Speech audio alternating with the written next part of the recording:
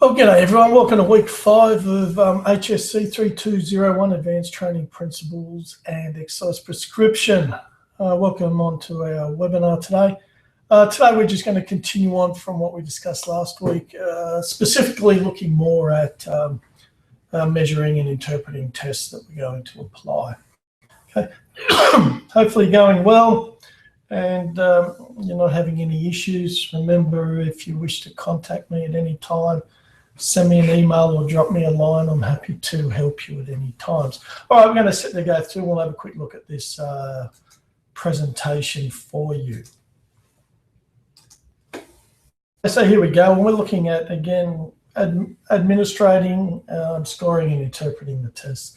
The reason why we want to look at this is it's okay to come up with some wonderful tests, but after that, how do you then, or what do you do with the results that you get?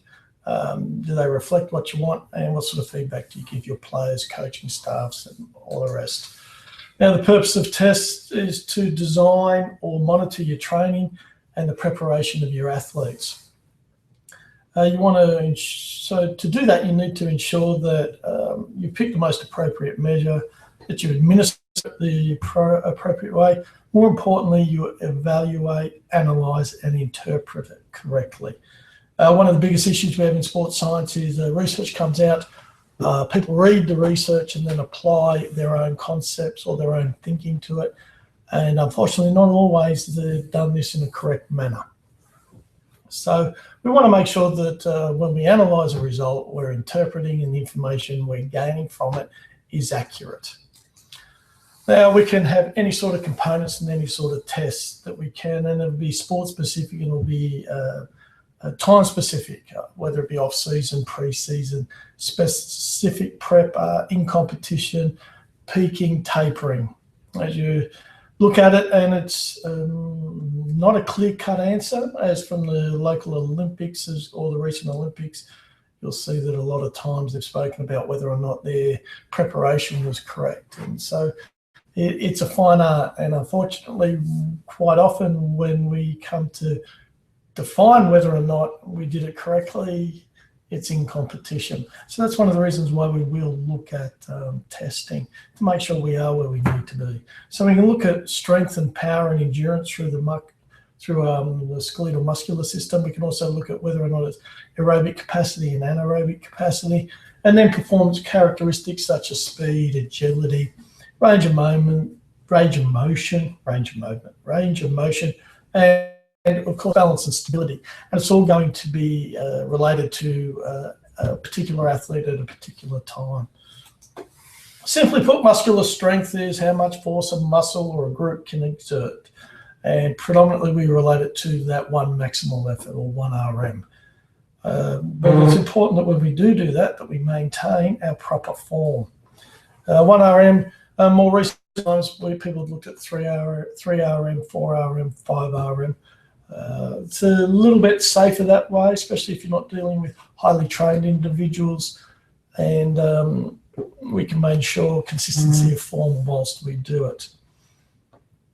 Now, strength testing. Now, when we do this, we can look predominantly with bench press and back squat throughout most sports as reflective of strength, both upper body and lower body. Remember, with an athletic population, just because they're really strong at a squat doesn't mean that they're strong in the upper body. So we need to have tests for upper and lower body.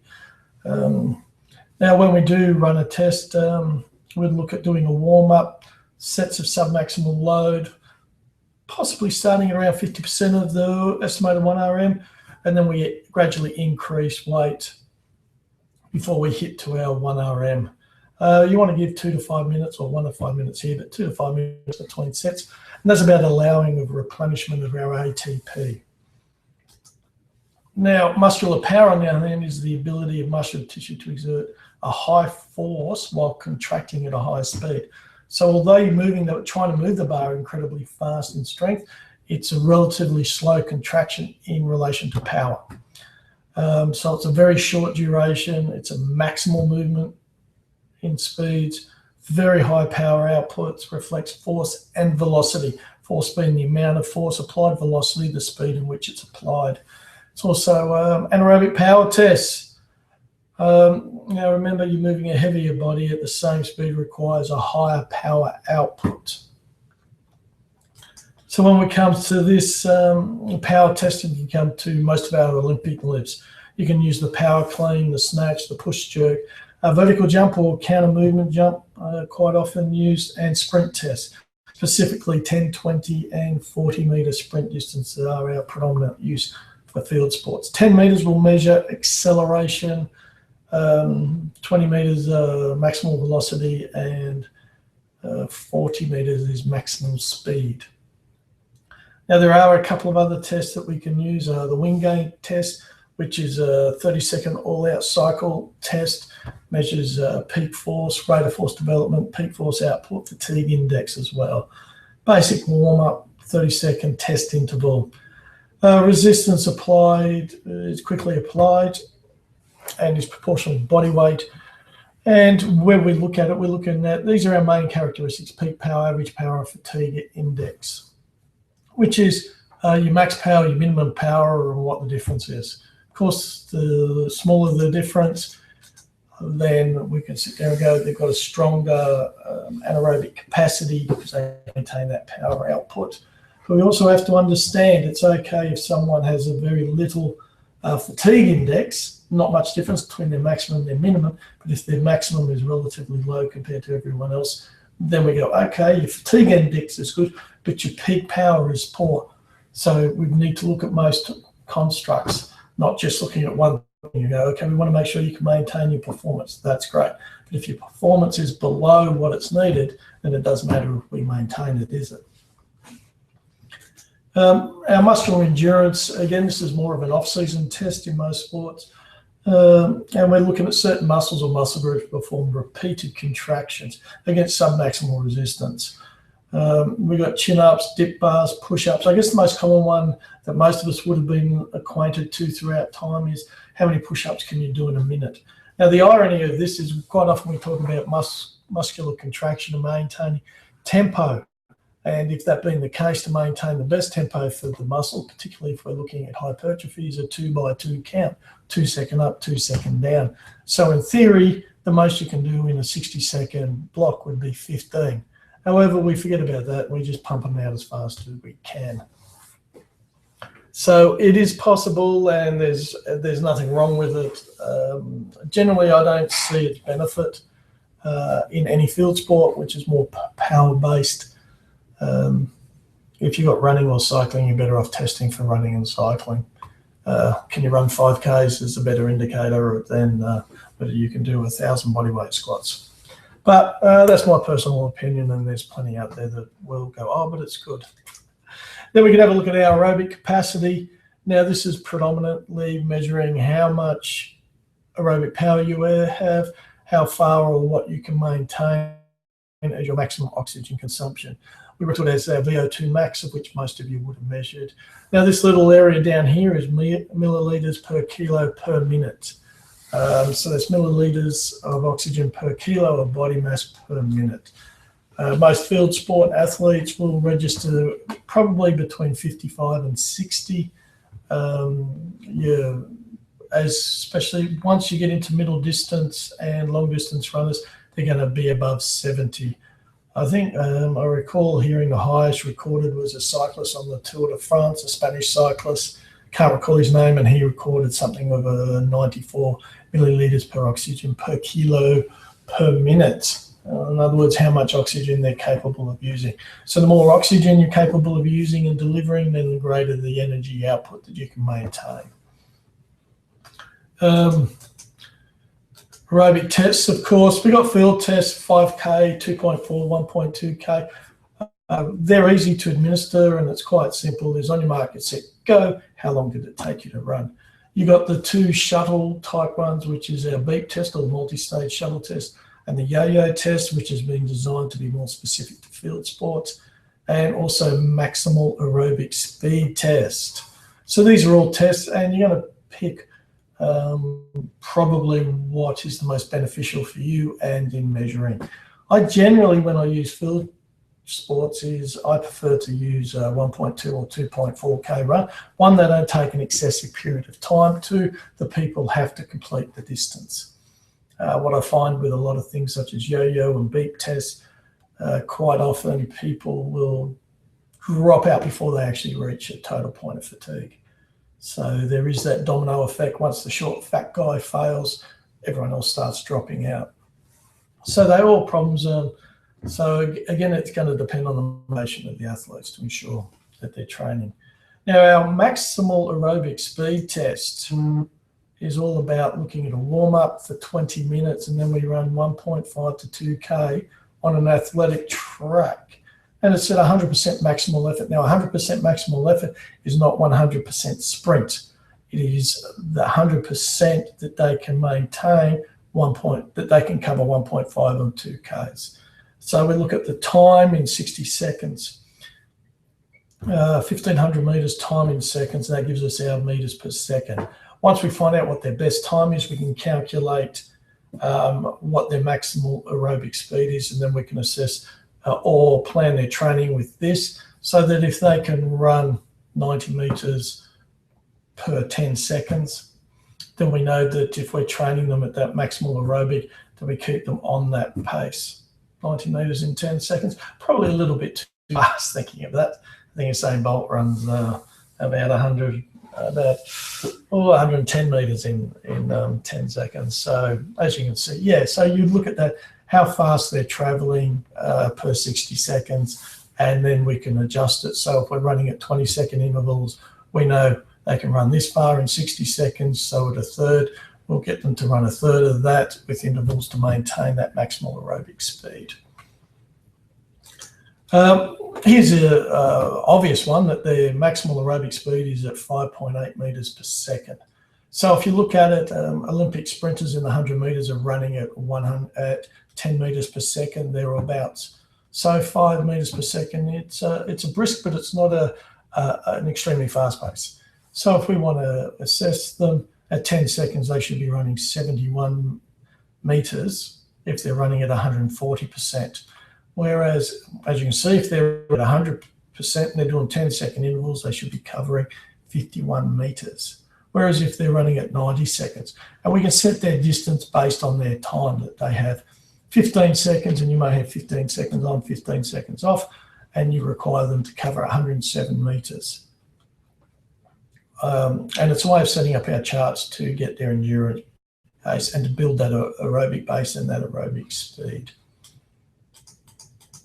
Now, agility, again, is ability to stop and change direction. So it's not just zigzagging, but we can go forwards and back. We've got some really simple ones. We've got T-test, 505 agility, the Illinois agility test. All of these tests are common and are routinely used. One of the best things to do is look at what is generally listed with any of the official or governing bodies. They'll have a list of criteria on their web pages. Look at what they use, have a look at that, or the Institute of Sports, but more importantly, have the results or what they consider to be elite, high performance, good, average, below average, and use that as your benchmarks for any athletes.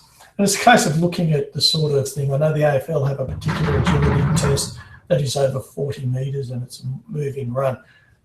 Whereas you could sit there and look at it and go, well, that's not relevant to basketball when the field is not 40 meters long.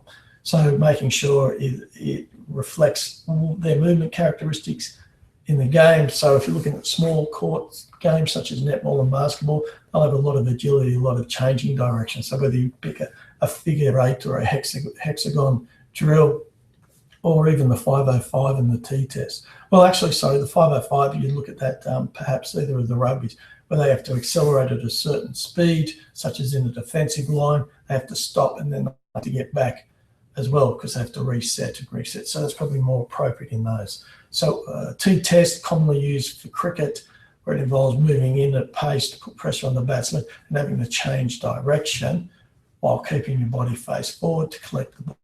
Similar as that's tennis, fast approach to the net and being able to move in either direction to meet the return shot by your opponent.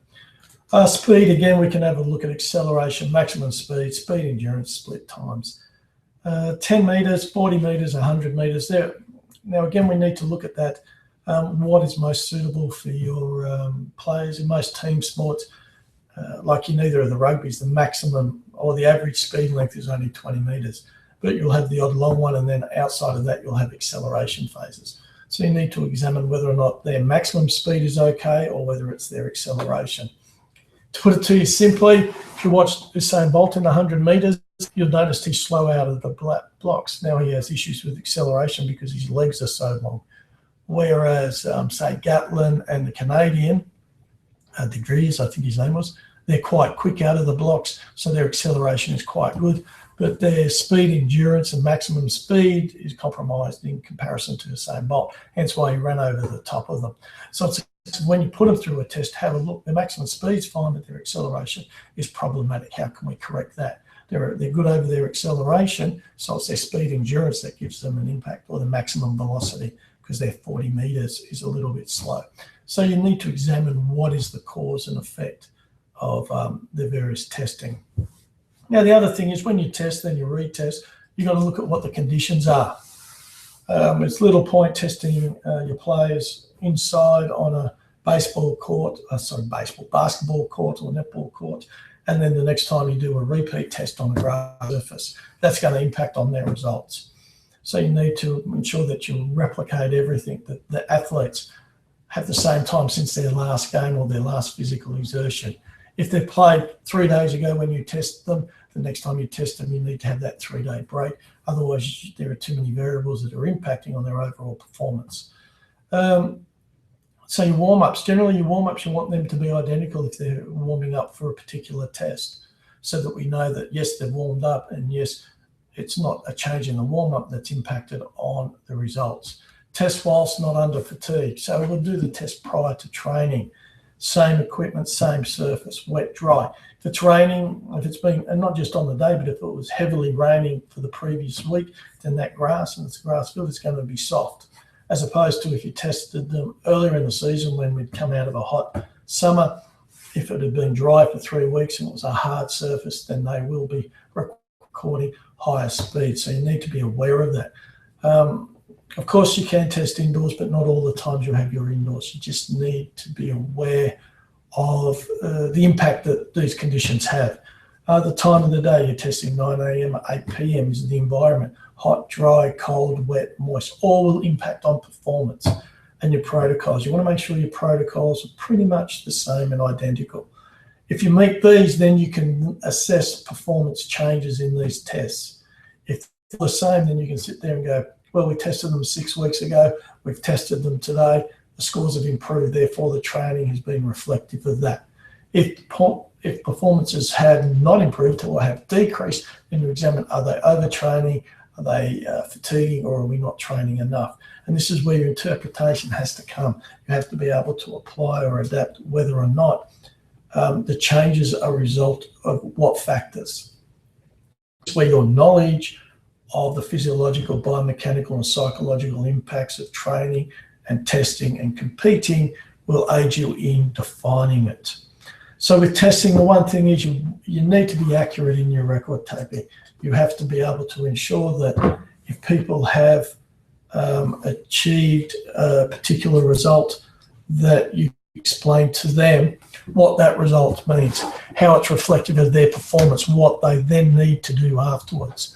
Then you also need to understand that if you wish to test them for their speed, that the test accurately depicts their speed. If you're concerned about their speed or their maximal speed, then only doing a 10-metre test is irrelevant because that'll test their acceleration. If you want to test strength, then they need to do a test where they are lifting maximal weight, not endurance. If they can do more than 5 reps, then you're starting to question whether or not you're doing a strength test or whether you're looking at an endurance test. You can relate how much they lift in endurance and relate it back to their 1RM. Again, sometimes you will do that because of the excessive strain on the musculoskeletal system when you are doing 1RM. But in saying that, it's how accurate you want your test to be. As they say, if you want to test someone how well they can run 100 metres, yes, we can use a 10-metre. Yes, we can use a 40 metre, but the most accurate method is to get them to run 100 metres. However, that's not always applicable. We don't always have that opportunity. So we have to use a test that reports. So we need to ensure that we've identified the most appropriate test, that test has been proven to reflect that if that improves, then this component which we're testing has also improved. Then we have to note it, we have to log it down. We have to identify what the exact protocol was. And then when we do it again, we retest. Now, generally when we look at, okay, we're about to enter in a training cycle when we are looking to increase the aerobic capacity and the endurance of our athletes. So you need to identify tests that test their aerobic capacity and their endurance. If you're going through a phase where you're looking to develop strength and power and anaerobic capacity, then the strength tests need to reflect that. So you can use a strength test or a power test. These days, if you've got the equipment of a force platform, then go for a mid-thigh pull. If you don't, what other tests reflect that appropriately? When we say anaerobic capacity, what are we talking about in anaerobic capacity? We're talking about their ability to do repeat efforts. So what best indicates that? If it's in season and you consider anaerobic capacity, fine. What's the work to rest ratio in the game? If the work to rest ratio is 1 to 3, work for one element, rest for 3, then your test wants to replicate that if it's measuring anaerobic capacity. I know that their anaerobic capacity is in line with what the game demands are. And again, little point, if you have an anaerobic sport, which most team sports are, or field sports are measuring for aerobic capacity in season, is an inappropriate test because it's not a major component. In off-season, yes. In season, no. So that's what we want to do. We want to interpret the results. We want to make sure that what we're interpreting and the results we get reflect what we hope to test. And usually that's why we've done this lit review. We've identified the counter movement jump, mid-thigh pull, the Wingate test, whether it be a yo-yo test or a beat test or a 5K run test, agility test, whether it's a 505. What does it reflect, and does that match what our athletes do? It's great having an agility test, but say the Illinois agility test, which isn't a bad test, but is there many times when we run up and back, weaving and then up and back? Do our players do that movement? Yes or no? If they don't, then why test for it? Again, and that's what it comes down to, understanding what your requirements are of your athletes, and then looking at the tests and knowing that they've improved in that component, then that facet of their game should improve. If we don't know what impact that result has, then you shouldn't be doing that test. All right, guys. That's a brief overview of the general concept of testing. Again, I hope you're going all right. I'll try giving you guys a call over the next week and just chase you up to make sure everything's going all right. Again, remember, feel free to give me a call at any time or even drop me an email. If you want me to give you a call, just let me know what the best time is to give you a call. Hence, I'm not disturbing you whilst you work or while you're in your own training. All right, guys, hopefully I'll talk to you quite soon. Good luck with everything. Let me know how you're going with your annual training plan, which I believe is Assessment Task 3, which should be coming up. Make sure you can access Visual Coach. If you can't, send me an email. Go to cloud/ or / one of those slashes. You young guys will work it out. Anyhow, Cloud Visual Coaching 2. Your password should be your email, or your login should be your email address, and your password should be your first name with the first initial capitalized. All right, guys, let me know, please, and I'll be in touch. All right, all the best.